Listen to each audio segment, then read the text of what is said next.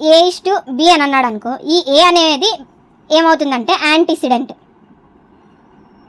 B అనే దాన్ని consequent అంటాం.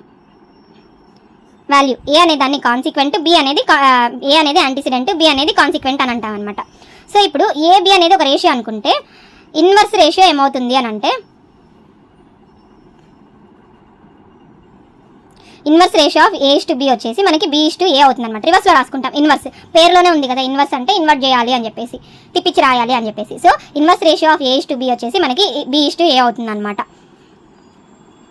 అలాగే నేను 2 వాల్యూస్ ఇచ్చాను ఇక్కడ, 15, 25. వీటికి రేషియో కావాలి అని అనుకుంటే మనం ఏం చెప్పచ్చు, 15:25 రాస్తాం. ఇది రేషియో అవుతుందా?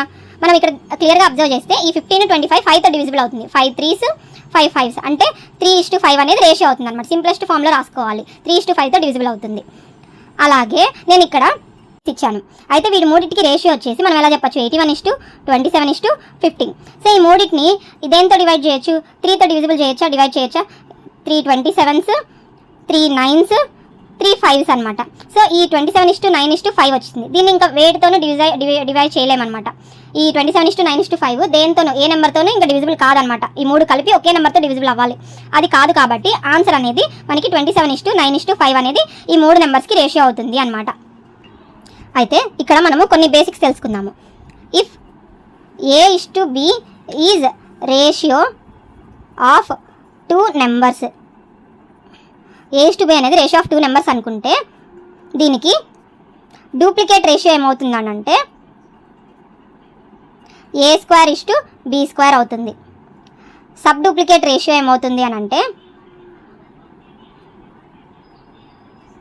√A:√B అవుతుంది అనమాట. అలాగే ట్రిప్లికేట్ రేషియో ఏమవుతుంది, A⁵:B⁵. Sub triplicate ratio =√A:⁵:√B అవుతుంది అనమాట.